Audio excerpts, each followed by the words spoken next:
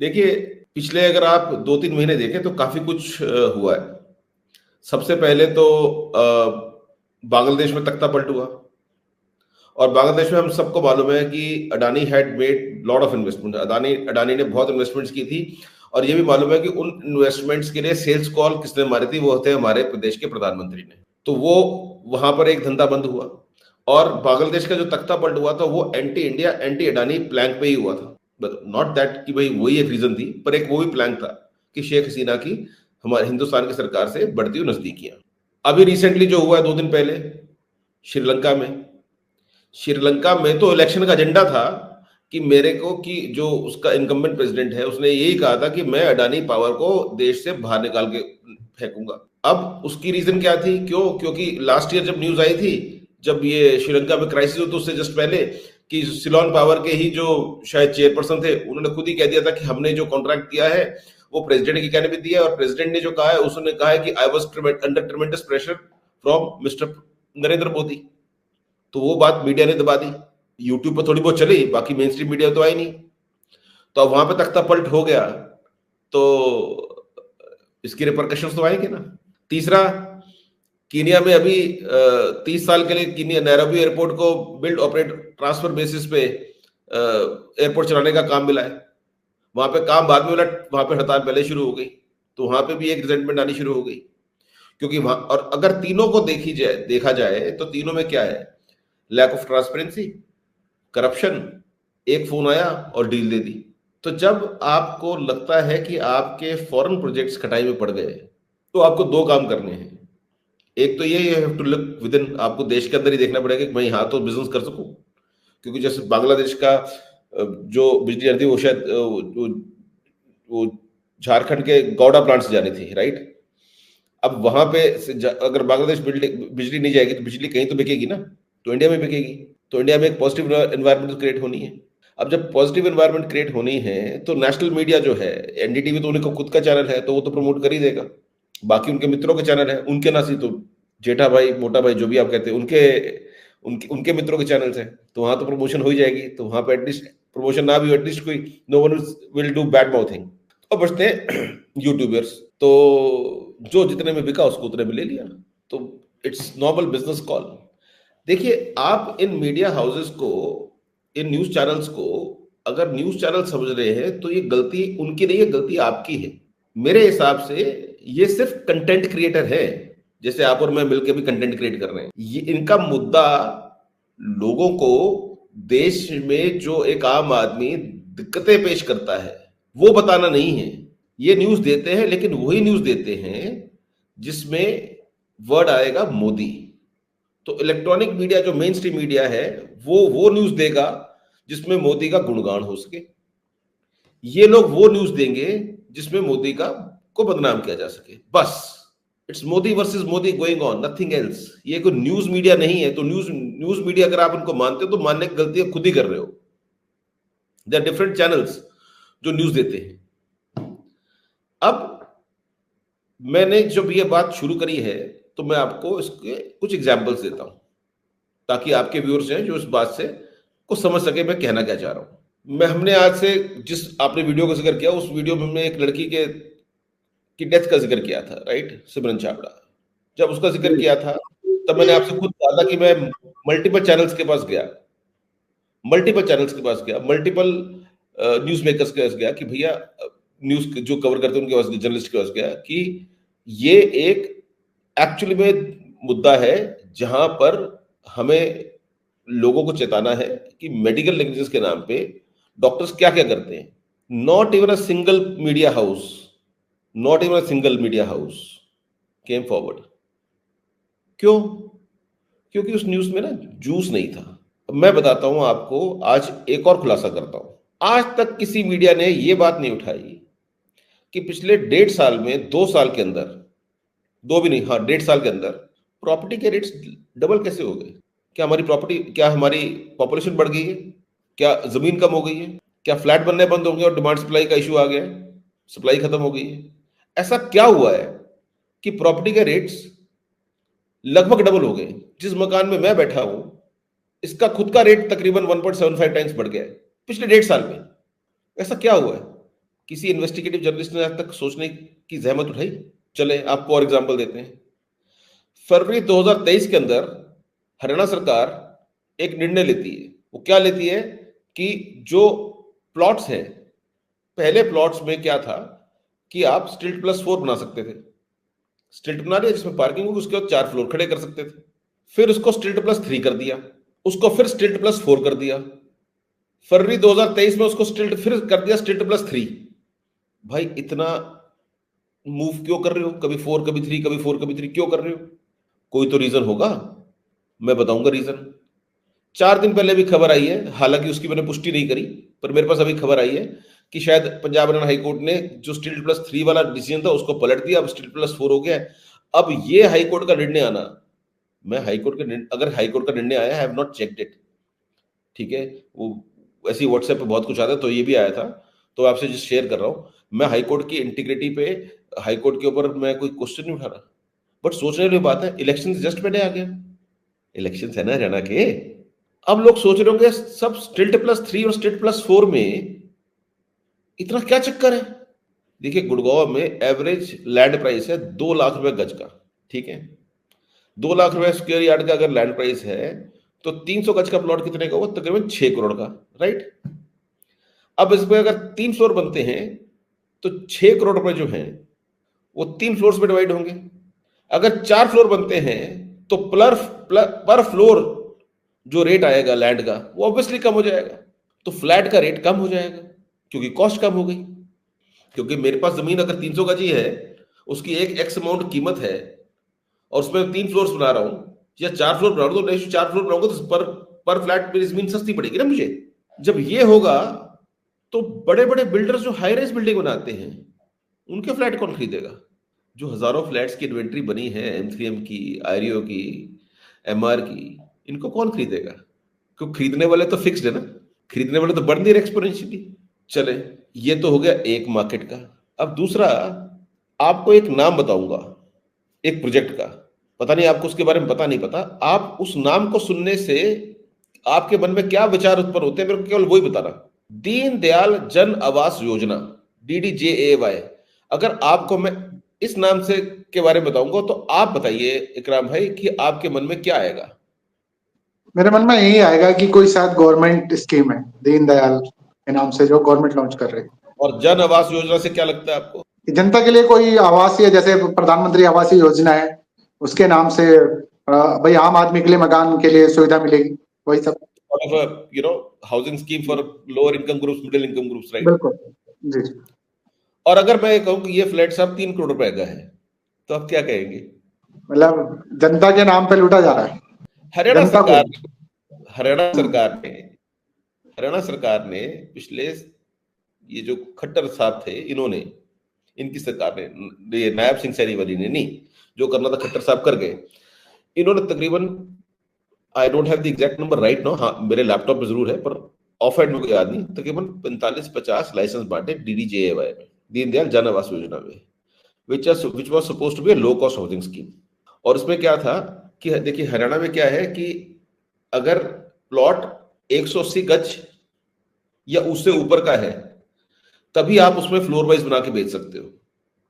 अगर 180 गज से 1 mm भी रजिस्ट्री कम है तो उसकी आप फ्लोर वाइज रजिस्ट्री नहीं करवा सकते। ये था, ये बहुत पहले कानून बन गया था, ठीक है। DDJAY के लिए अब जमीन की कॉस्ट तो बहुत ज्यादा है, तो DDJAY के लिए हरियाणा सरकार ने पहले तो क्या किया, पहले तो चेंज किया कि सिर्फ और सिर्फ जो दीनदयाल जन आवास योजना वाले लाइसेंसेज हैं उसमें वो 180 स्क्वायर यार्ड को घटा के 150 कर दिया। चले 150 कर दिया, कोई बात नहीं, ठीक है, प्लॉट सस्ता होगा तो गरीब आदमी के लिए मकान बन जाएगा ना भाई, अच्छी बात है, हम सरकार के साथ हैं। फिर इसके ऊपर 150 गज के अंदर, यानी माचिस की डिब्बियों के अंदर बड़े ultra luxury 3 bedroom 4 bedroom flats, starting price 1.5 crore से शुरू होता था। ये मैं 3-4 साल पहले की बात करूं जब ये सब लॉन्च होने शुरू हुए थे। अब साहब ये बताइए कि अगर 150 गज का प्लॉट है और उस पर 2 करोड़ का मकान मिल रहा है, और एक बिल्डर फ्लोर है जो 300 गज में है उसमें 2 करोड़ का मिल रहा है, तो लोग क्या खरीदना पसंद करेंगे? 300 गज वाला ना। इसमें कोई ज्यादा दिमाग लगाने की जरूरत है नहीं। बिल्कुल बिल्कुल। आप इसको इस वाले मुद्दे से कैसे कनेक्ट कर रहे हैं सवाल, क्योंकि जनता जो देख रही है वो कंफ्यूज ना हो जाए। भाई साहब, ये मुद्दा मेरे को थोड़ी उठाना है। जी। ये जो आपके जितने बैठे हैं यूट्यूबर्स या मेन स्ट्रीम मीडिया वाले, ये वो उठाएंगे ना। मेरे पास रिसोर्सेज है क्या मैं इन्वेस्टिगेट कर सकूं? मेरे पास रिसोर्सेज है या मेरे पास हक है, अधिकार है मेरे पास कि मैं सीएम से सवाल पूछ सकूं, किसी सेक्रेटरी से सवाल पूछ सकूं? मेरे पास नहीं है। वो अधिकार जर्नलिस्ट का है। क्या ये मुद्दा आपको सुनने को मिला? यह कनेक्शन है मेरी बात में और आपके वीडियो के ऑब्जेक्टिव में। क्यों? क्योंकि इस मुद्दे के अंदर जो है ना, इस मुद्दे के अंदर ना लोगों को मेहनत करनी पड़ेगी, इन्वेस्टिगेशन करनी पड़ेगी। और ये मुद्दा कहीं से भी ना इलेक्शन को इन्फ्लुएंस नहीं करेगा। ये मुद्दा कहीं से भी इलेक्शन को इन्फ्लुएंस नहीं करेगा। और मैं बताता हूं, मैंने खुद कुछ न्यूज चैनल से बात की थी जब ये सब मेरे पास डेटा आया था। मैंने कहा इसको उठाओगे क्या? पता क्या बोला था मेरे को? अरे बाबूजी क्या बात कर, 1.5-2 करोड़ के जो फ्लैट ले रहे हैं उनका मुद्दा आम आदमियों का मुद्दा थोड़ी है। तब मैंने कहा मूर्ख आदमी, ये उनका मुद्दा नहीं जो फ्लैट खरीद रहे हैं। जिनको फ्लैट नहीं मिल पा रहे ये उनका मुद्दा है। गुड़गांव में पता कितनी बस्तियां हैं जो कच्ची कॉलोनियां हैं जिनकी रजिस्ट्री नहीं होती। ये मुद्दा कौन उठाएगा भाई? जर्नलिस्ट उठाएगा या मैं उठाऊंगा? मैं तो पिटीशन डाल सकता हूं जी। और तो कुछ नहीं कर सकता। तो बता दीजिए मुद्दा कनेक्टेड क्यों नहीं है जिससे आपने शुरू किया था? बताइए मुझे। अगर मेन स्ट्रीम, अगर YouTubers, content creators, YouTube journalist या आपके मेन स्ट्रीम मीडिया वाले ये मुद्दा उठाएंगे तभी तो जर्नलिस्ट कहलाएंगे ना। तो साहब बात वही है कि they are not journalists, they are merely content creators. वो सिर्फ और सिर्फ कंटेंट क्रिएटर्स हैं जिनको कंटेंट बनाना है, और कंटेंट वही बनाना है क्योंकि क्लिक बेट होता है। क्लिक बेट तो समझते होंगे, ठीक है? बस वही है कि एक बढ़िया सा क्लिक, जैसे क्लिक बेट के अंदर आया था मोदी नाम, वो कहते यार ये तो देख लो, बस वहां पे व्यूअरशिप मिल गई और वहां पैसे मिल गए यूट्यूब से खटाखट, और बड़े पत्रकार बन गए, खटाखट खटाखट खटाखट पैसे आए। तो इतना ही है बात। अब बताइए, मेरे को पता नहीं कि मैंने आपकी बात का जवाब दिया या नहीं दिया। नहीं, बहुत अच्छा जवाब दिया और जनता भी समझ गई है कि जो गुणगान गाए जा रहे थे वो सिर्फ इधर भी मोदी है उधर भी मोदी है। माफ कीजिएगा, इसमें कहीं ना कहीं हम लोग भी शामिल है और इसमें जनता भी अब वही चीज देखना चाहती है। और खासकर जिस तरह का डेटा आपने बताया, जिस तरह की इंफॉर्मेशन आपने दी है, उस पर बहुत कम लोगों का ध्यान जाएगा, बहुत कम। और लेकिन मैं चाहता हूं कि हमारे व्यूअर इस वीडियो को ज्यादा से ज्यादा लोगों तक जरूर पहुंच पाए। तो अब मेरा एक आखिरी सवाल जी, एक बात आपको क्लियर कर दूं। एक बात, प्रॉब्लम ये नहीं है जनता की कि जनता, एक आम आदमी यही देखना चाहता है साहब, अगर आपको भूख लगी है और आपके सामने जो पड़ा खाने को आप वही खाएंगे ना। वो अंग्रेजी में कहावत है ना, beggars and bores are not the choosers. अगर मेरे को कचरा ही परोसा जाएगा, चाहे मैं टीवी देखूं या यूट्यूब देखूं, तो मैं कचरा ही देखूंगा ना साहब, क्योंकि मेरे को कुछ तो देखना ही है ना। तो उसमें आपने मेरे को डिस्क्रिप्शन कहां दी? आपने मेरे को डिस्क्रिप्शन दी क्या? मैं टीवी ऑन करूंगा, कोई भी चैनल लगाऊं, चाहे न्यूज 18 लगाऊं, एनडीटीवी लगाऊं, आज तक लगाऊंगा, एक ही चीज आ रही होगी, एग्जैक्टली एक ही चीज, बस वोकैबुलरी डिफरेंट होगी। वहां से शिफ्ट होकर यूट्यूब पे आ जाऊंगा, जो वहां पे चल रहा था उसके एक एंटी चलना शुरू हो जाएगा, पर एक ही वोकैबुलरी होगी। तो साहब मेरे पास चॉइस क्या बची? तो ये थोड़ी है अब मैंने टीवी देखना छोड़ दिया आज से 5-6 साल पहले, तो मैं यूट्यूब देखना शुरू कर दिया, अब यूट्यूब देखना ही बंद कर दूंगा, यही होगा ना। But where is a third option? Third option तो साहब हमें इन दोनों के अंदर ही बनानी पड़ेगी। टीवी चैनल आप नहीं खड़ा कर सकते, it requires lot of resources, पर हाँ यूट्यूब चैनल आप और मेरे जैसे लोग जो हैं उस पर हम कुछ अपनी बात कह सकते हैं। तो इसलिए एक आम आदमी को दोषारोपण मत करिए, वो बेचारा वैसे ही बहुत भुगता हुआ है। आप कुछ पूछ रहे थे जी? नहीं, अब मैं ये पूछना चाहता हूं कि ये अब इसके बाद जो कंट्रोवर्सी शुरू हो रही है उसमें भी दो धड़े बन गए, एक तरह से दो पार्टीज हो गई हैं कि भाई एक है जो संजय शर्मा को सपोर्ट करेगा और दूसरा जो है जो उनके खिलाफ वीडियोस बना रहे हैं, खासकर उनके साथ में जो लोग छोड़ के गए हैं। तो बिन बात की बहस है, मुद्दा कोई है नहीं आम आदमी का। मैं यही पूछना चाहता हूँ आपसे, पब्लिक फिर अब इन दोनों की लड़ाई झगड़ा देखेगी, उसको तो मिल कुछ नहीं रहा। इस पर आप क्या कहेंगे? देखिए चलो अच्छी बात है, आपने अब नाम तो ले लिया, पहले तो आपने नाम लिया नहीं था। ठीक है, कोई बात नहीं। देखिए संजय शर्मा ने वीडियो बनाया अडानी के गुणगान करते हुए। Maybe need of some money यार, कुछ पैसा चाहिए होगा, रिसोर्सेज चाहिए होंगे। अभी अभी उसने वो एक यूपी के अंदर सुना है बहुत बड़ा फंक्शन भी किया था जहाँ पे अखिलेश यादव भी आए थे, ठीक है, तो कुछ इन्वेस्टमेंट चाहिए होंगी, तो बना दिया एडिटोरियल। लेकिन इसके दूरगामी परिणाम क्या है? दूरगामी परिणाम ये है कि पहले जो एक यूट्यूब पे एटलीस्ट एक चेन बनी हुई थी, जैसे आपके चैनल पे कभी कोई जर्नलिस्ट आ गए, वो फिर दूसरे कभी दीपक शर्मा के चैनल पे चले गए, फिर किसी और पे चले गए, पर उनका हर कोई देखता था, राइट? तो ऐसे 8-10 नाम हैं, चैनल्स के भी नाम और जर्नलिस्ट के नाम भी हैं, जिनमें चाहे उनके चैनल्स अलग अलग थे और उनके अंदर यूनिटी थी।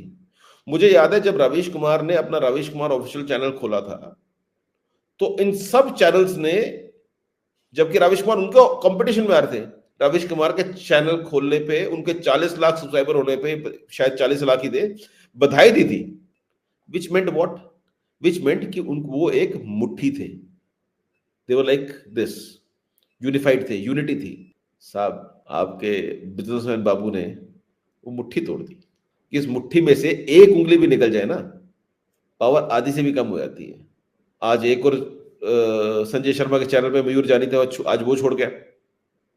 लग रहा था उनका कल का वीडियो देख के लग रहा था कि यह छोड़ देगा, और भी लोग छोड़ेंगे। तो एक चैनल के 40-50 पता नहीं कितने सब्सक्राइबर हम तो पता नहीं, 40-50 लाख या 1 आध करोड़ तो होंगे ही। सबसे बड़ा यूट्यूब चैनल शायद उसी को मानते हैं न्यूज का। तो उसकी पावर खत्म कर दी, उसकी पावर पूरी खत्म कर दी। अब let's see who is next in line, अगला शिकारी कौन है? क्या पता आप शिकार हो जाए। देखिए क्या है कि कुछ कहा नहीं जा सकता, लेकिन मैं यहाँ पर यह कहूंगा कि पिछले कुछ सालों में हमने भी बहुत कुछ झेला है, लेकिन अगर चीजें बदलनी होती तो बहुत पहले बदल जाते। नहीं साहब देखिए, मेरे को ना तो अडानी से कोई दुश्मनी है, मैंने तो आज तक उनका कोई ऑफिस भी नहीं देखा। I have not met even a single person. हाँ, अडानी का कोई गुड़गांव में मेरे घर के पास एक सोसाइटी है, उसमें कुछ सीबीआई के केसेस चल रहे हैं और वो पूरी बिल्कुल फ्रॉड लैंड में बनी है, वो उसका मेरे पास जरूर मेरे को आइडिया है। अदरवाइज मैं तो घर में फॉर्च्यून का भी यूज नहीं करता, ठीक है, जस्ट मैं पैसे नहीं लेके आता, got that no animosity with him, और मैं इतना छोटा आदमी उनसे दुश्मनी कर भी नहीं सकता। बिल्कुल। Nor I have a problem with BJP और मोदी, ठीक है, मैं उनको वोट नहीं देता, वोट मैं किसी और को देता हूँ, बट मेरे को उनसे कोई दुश्मनी नहीं है, ना जिंदगी में इनसे कभी मिलूंगा, ना इनको कभी देखूंगा, ना कभी ये मेरे से मिलेंगे या मेरे को देखेंगे। मेरे को ये है कि एक जर्नलिस्ट का काम होता है सही को सही और गलत को गलत कहना। अगर अडानी ने वाकई कोई अच्छा काम किया है तो उसका गुणगान करिए, उसका हक है, एज एन इंडियन उसका हक है।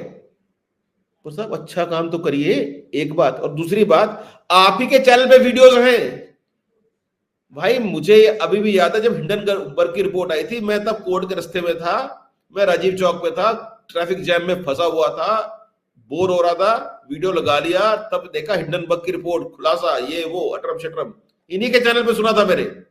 तो आपने जो बात कही 2 बार, जब पहली रिपोर्ट आई तब, और दूसरी बार जब दूसरी रिपोर्ट आई तब, उसके बाद ऐसा क्या हो गया कि आप बिल्कुल उल्टे हो गए? मैं उसका स्पष्टीकरण तो दे दो।